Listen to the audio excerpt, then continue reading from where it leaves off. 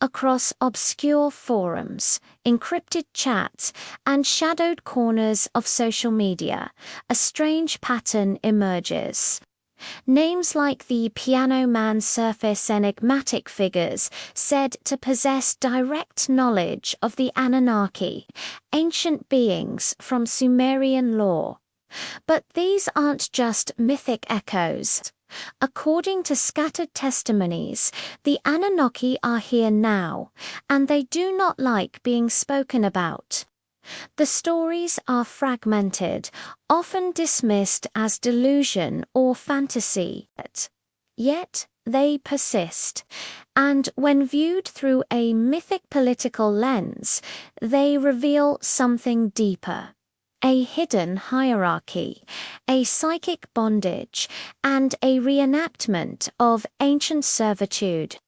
To understand what might be happening in these modern encounters, we must first revisit the mythic roots of the Anunnaki themselves. The Anunnaki are among the most enigmatic figures in ancient mythology, emerging from the Sumerian civilization, one of humanity's oldest recorded cultures. The Anunnaki were described as powerful deities who descended from the heavens. The name Anunnaki likely means offspring of Anu, or princely blood, with Anu being the Sumerian god of the sky. In early Sumerian texts, the Anunnaki were portrayed as divine judges who decreed the fates of humanity. They were the children of An, the god of the heavens, and Ki, the goddess of the earth, and their roles spanned from overseeing justice and wisdom to governing the underworld. These deities were not gentle guides, they were figures of awe and fear, often depicted as massive horned beings cloaked in melem, a terrifying splendor that caused physical tingling in those who beheld them.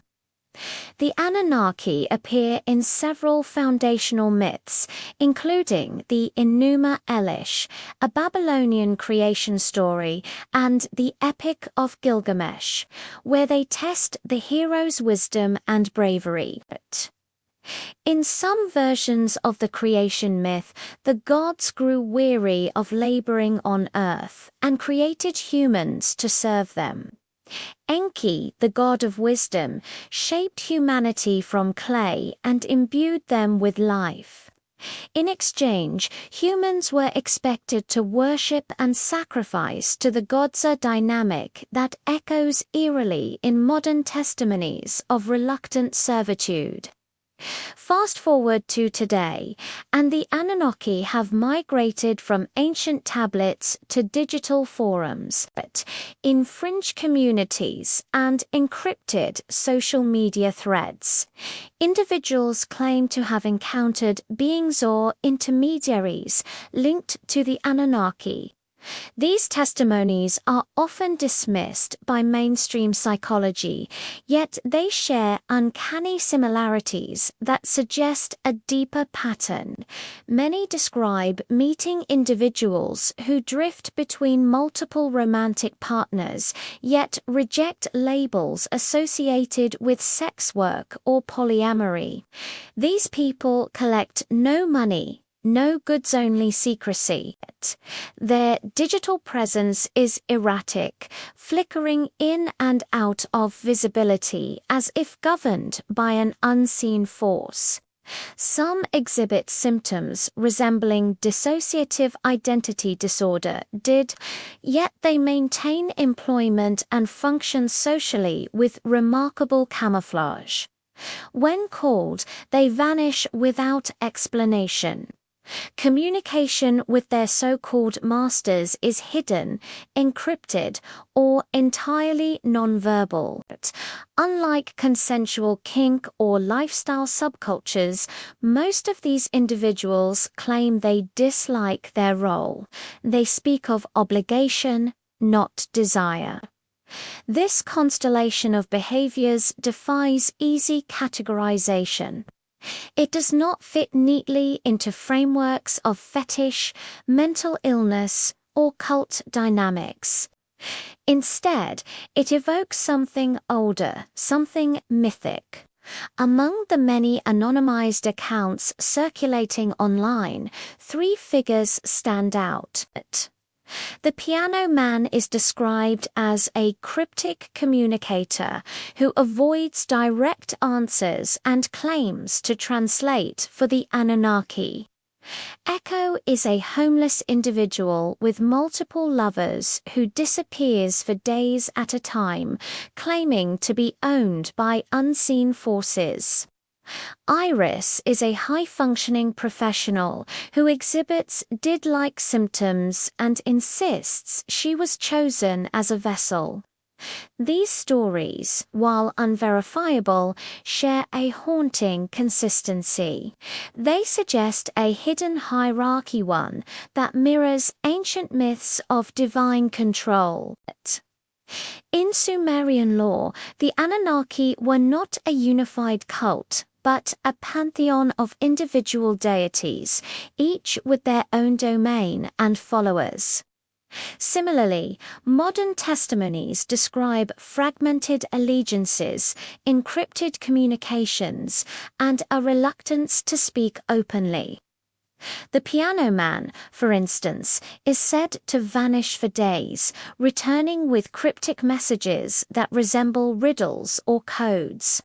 Echo claims to be summoned by forces she cannot name. Iris describes her condition not as illness, but as possession, an energetic contract she cannot break. Beyond anecdotal accounts, fringe researchers and whistleblowers have added fuel to the fire. A provocative article from a fringe science blog claims leaked Pentagon documents warn of the Anunnaki's return, describing them as ancient engineers of human DNA. Simon Parkes, a former UK councillor turned expert, proposes that humans possess 12 strands of DNA, each linked to a different galactic race, including the Anunnaki. If true, this would imply a deep interspecies entanglement and possible psychic or energetic communication between humans and these ancient beings. Fringe media outlets such as If TV explore encrypted testimonies from individuals who claim to have spoken to the Anunnaki, often in dreams, altered states, or through digital proxies. One forum user described meeting a man who spoke in riddles, vanished for days, and said he was summoned by the Old Ones. Another claimed her partner changed personalities overnight after a supposed encounter, exhibiting DID-like symptoms and refusing to discuss what happened. These accounts, while unverifiable, share a haunting consistency: secrecy, fragmentation, and reluctant servitude. They echo the mythic motif of humans created to serve divine masters, an archetype that continues to play out in modern psychic landscapes. Rather than pathologize these individuals, we might reframe their experiences through a mythic lens. The slave archetype is not merely a victim, but a symbol of suppressed truth. In myth, slaves often hold secret knowledge, think Prometheus or Joseph in Egypt. Dissociation, in this context, may be a psychic shield rather than a disorder. If these individuals are bound to forces they cannot name, fragmentation may be a survival mechanism. Their multiple lovers and shifting identities may reflect a soul split across timelines or roles, echoing mythic motifs of possession, initiation, and transformation. The piano man may represent the forbidden messenger one who speaks truths that destabilize the hierarchy. Echo may embody the bound servant trapped between worlds, yet carrying ancient codes. Iris may be the split vessel chosen, but unwilling, her psyche fractured by the weight of divine expectation. These archetypes are not diagnoses, they are mythic frameworks that honor complexity, protect autonomy, and offer tools for discernment. The question remains, are these beings truly present on Earth, or are they psychic projections of ancient trauma? Some believe they walk among us, cloaked in human form. Others argue they operate through energetic manipulation, influencing select individuals to reenact old hierarchies. Still, others suggest the Anunnaki are not literal beings, but symbolic representations of institutional control, ancestral memory, or suppressed knowledge. What's clear is this: the stories persist. And whether metaphor or manifestation, they demand our attention. The Anunnaki may be real law, they may be the face we give to invisible systems of control. Either way, the question isn't just who holds the leash. It's why we keep reenacting the same myth. As we explore these claims, we must center survivor sovereignty.